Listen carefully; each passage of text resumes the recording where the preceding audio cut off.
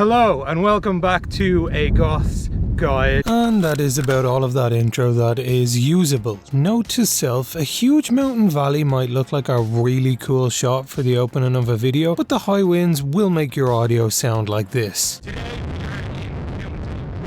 Lynn unfortunately couldn't join us for today's episode, but it takes us to County Wicklow, which is renowned as the Garden of Ireland for its sprawling mountain ranges, beautiful woodland areas and picturesque lakes. Nestled amongst the mountains is today's destination. Victor's Way is advertised as a contemplative garden for adults and contains 45 sculptures designed to reactivate the early life capacity of wonder, awe and exhilaration in mindful visitors. The weird and unusual nature of this park is immediately apparent, as after arrival you walk through this toothed entrance tunnel, which definitely doesn't symbolise anything weird, YouTube, I swear, and are met with a band of Ganesh and elephant statues. So let's check out what the rest of the park has to offer. So I just got here, just came into the gardens.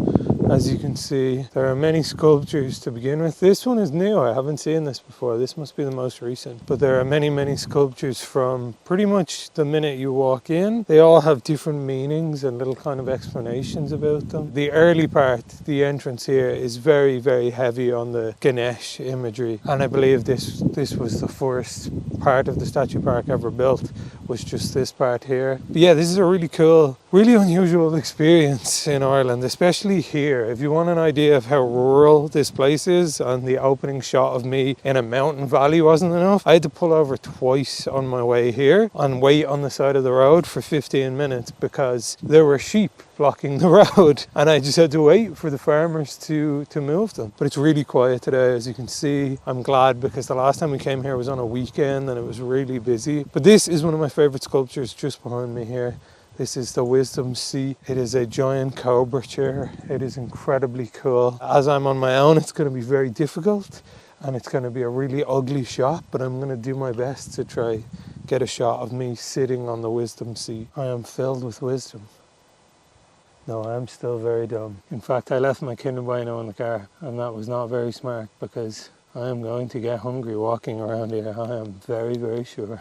So now is when we head into the forest and check out all the forest sculptures. Some of them are amazing. They're so creepy, so huge. I feel like it's really hard on camera to give a sense of scale of a lot of these sculptures. That's why it would have been great if Lynn was here. But just me, just with a camera, just being like, hey, this is my height. It is taller than me. It doesn't really give off the same vibe. This one here, to give you an idea of how giant it really is. This is me and I am just under 6 foot and I am literally at the feet of this.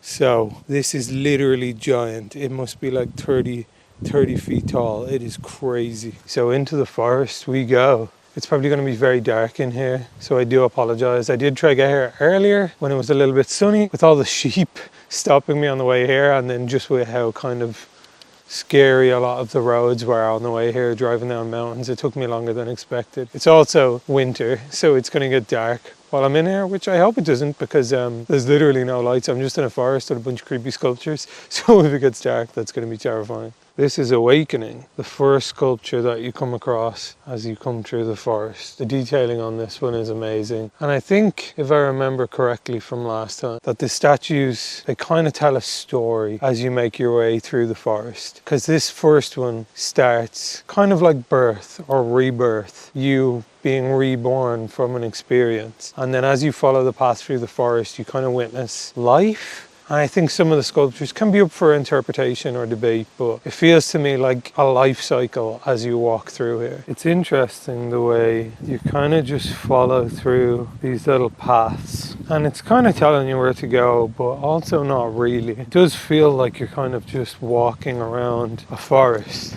And then you'll just see this giant looming sculpture. Unfortunately, this sculpture is not really entirely safe for YouTube, so I'm going to have to show it to you in parts, and you can read a little bit of the signage here and get an idea for what the statue is kind of meant to represent. It is very visually striking in person, and it is unfortunate that I can't show you it in its entirety in this video, but I'll try to do my best to tastefully show it. Also, a really cool aspect of this place is they have these benches kind of dotted around for you to really just sit and kind of take time and look at the sculptures to really appreciate the level of detail.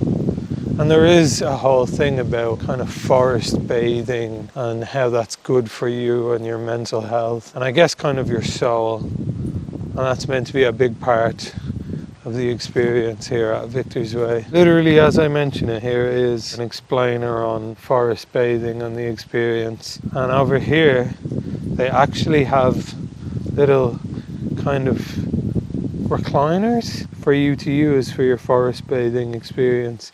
And it even has a little how-to. Should I do it? Should I take a little forest bath? So this is the experience. I'm not gonna lie, this is pretty damn comfy. It doesn't look like it would be, but it like really is. I shouldn't have done this.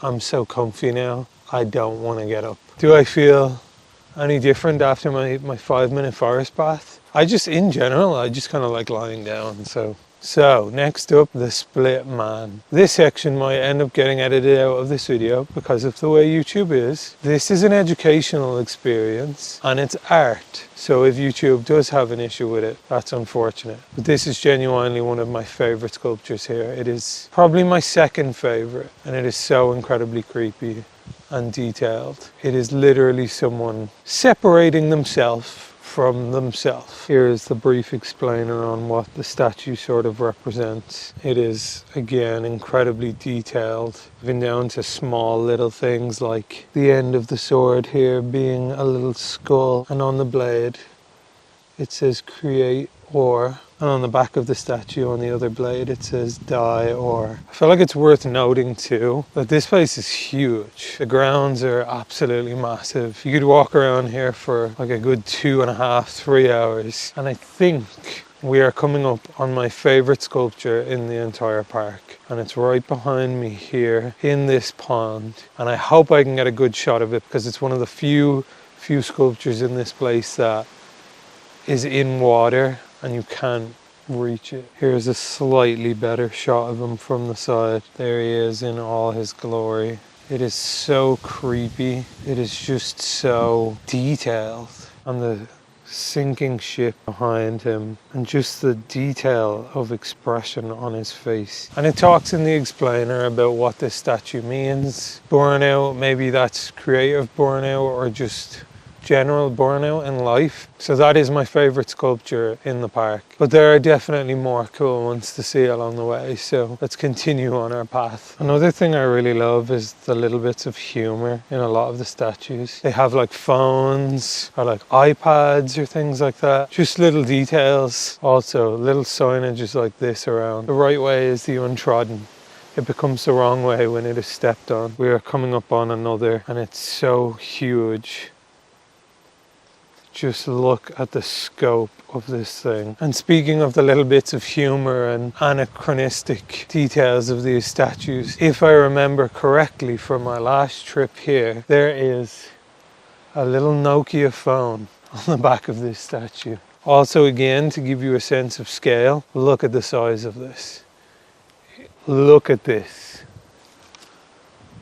This is huge. Absolutely gigantic. So I think I'm actually going to end this video here. I don't want to show off absolutely everything in the park because I want people to come and experience it for themselves and see really what this place is all about. If you live in Ireland, you should definitely 100% check this place out. Or if you're here on vacation and you have the time to get down to Wicklow, 100%. It is definitely worth the experience. So I really hope that you guys enjoyed this video. Please let us know if you want to see more videos like this in the future. I know we usually do Goths guides episodes when we're away and we're in different countries and we come across like cool, spooky, interesting things, but there's a lot of stuff in Ireland that we want to cover. Maybe not as unusual as this, but definitely some cool, creepy experiences in Ireland that we want to do videos on. So if you're interested in seeing more videos like this, definitely let us know in the comment section down below. If you like the video, please make sure to leave a like. If you're not subscribed, please consider subscribing as it helps us out